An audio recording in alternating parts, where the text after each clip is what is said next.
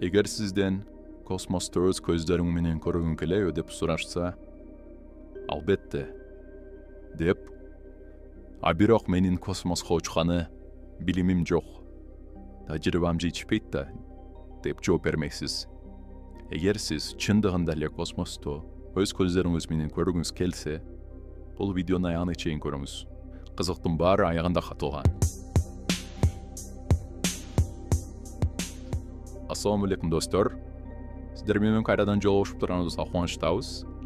Биздин катарыбызга кошулуп, каналга жазылып, видеону бөлүшүп койгонуңузга терең ыраазычылык.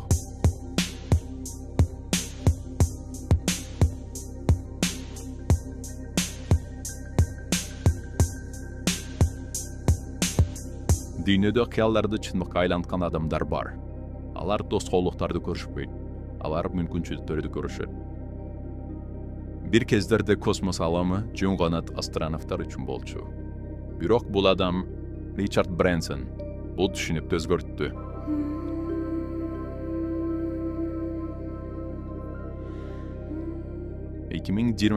жылдын 11 июлю бул күн тарыхка кирди. Ричард Брэнсон Virgin Galactic космостук кемесине отуруп, космоско учкан эң биринчи коммерциялык компаниянын негизөөчүсү болду. Учуу учурунда Spaceport Америкадан Virgin Galactic'тин VMC Eve деп аталган ташуучу учагы көтөрүлөт. Бул учак VSS Unity космостук кемесин 15 чакырым бейитке чейин чыгарат. Андан соң VSS Unity бошонуп, өзүнүн ракеталык кыймылдаткычын иштетип, космоско багыт алат. Космоско жеткенден кийин жүргүнчүлөр бир нече мүнөт салмаксыздыкта болушат. Аэроатмосферага кирип, ошол эле Spaceport Америкага конушат. Космоско саякаттаган жүргүнчүлөр скафандр сыяктуу атайын кийимдерди кийишет. Бул кийимдер эки негизги максат үчүн иштелип чыккан. Учуу учурунда бул кийимдер космостук шарттарда адамдын коопсуздугун камсыз кылуу үчүн иштелип чыккан.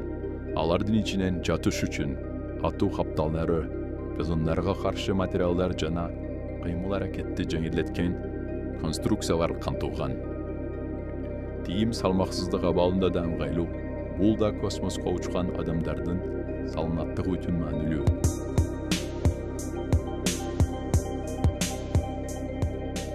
Саякатчылар үчүн негизги шарттар.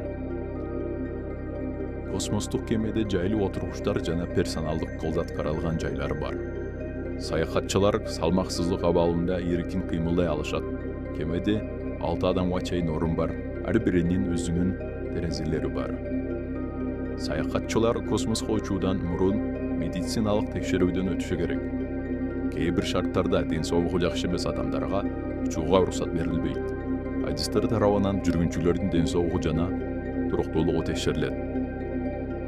Саякатчылар үчүн скафандрлар жана башка атайын кийимдер менен камсыздалат.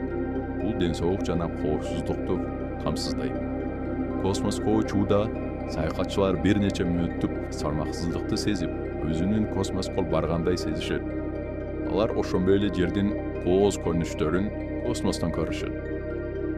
Кеме ичиндеги жүргүнчүлөргө өзүнүн жеке убактысын өткөрүү үчүн мүмкүнчүлүктөр берилет. Мисалы, терезелер аркылуу жердин көрүнүшүн көрсөтүү же видео сүрөттөргө тартып алса да болот. Саякатка чыгууда жүргүнчүлөргө атайын даярдык сабагы берилет. Бул эки бөлүктөн турат. Биринчиси космостук кемеге коопсуз орнотуу. Экинчиси болсо салмаксыздык шартында кыймыл аракет жасоо. Саякатчылар үчүн жалпы учуу убактысы 90 мүнөттү түзөт. Бирок салмаксыздыкта болгону 5 мүнөткө чейин убакыт берилет. Бул убакытта саякатчылар 17 терезелерден жердин көрүнүштөрүн көрө алышат. Саякатчылар космоско учкан учурда алар өзүнүн кыялдарын чындыкка айланткан үчүн мотивациялык күч ала алышат. Ричард Брэнсон өзү да космоско саякаттап, бул тажрыйбаны ишкерлерге жана жалпы адамзатка жеткирүүгө аракет кылып жатат.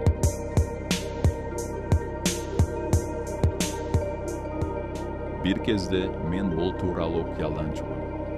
Эми мен бул жайда космоста турам. Ар бири өзү үчүн космоско жол ачык, дейт Ричард Брэнсон.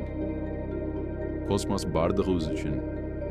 Бир кездерде космоско учуу илимпоздор жана аскер адамдар үчүн гана мүмкүн болчу. Бирок эми элестетиңиз, сиз дагы космоско уча аласыз. Ооба, бул туш эмес, бул чындык.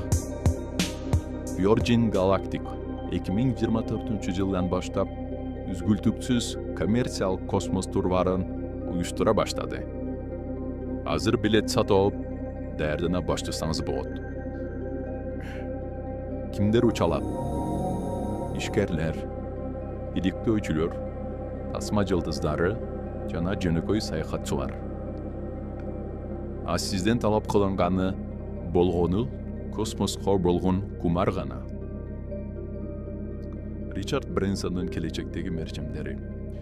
Virgin Galactic 2030-жылга чейин космостук мейманканаларды курууну мерчемдеп жатат. Айга жана Марска коммерциялык учууларды уюштуруу алардын чоң максаттарынын бири. Күнүмдүк саякаттардын убактысын кыскартуу үчүн суперылдам космос кемелерин иштеп чыгышууда. Биз жер бетинде гана жашоого аргасыз эмеспиз. Биз жылдыздарға татыктуубуз. Дейт Ричард Брэнсон.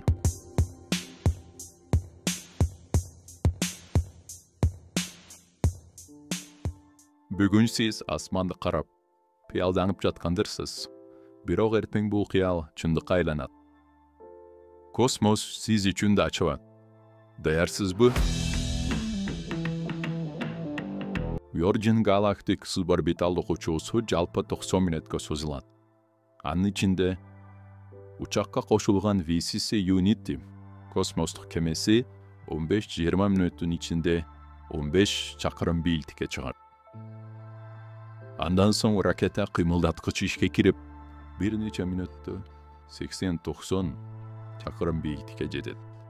Бул аралык расмий түрдө космос чекити болуп саналат.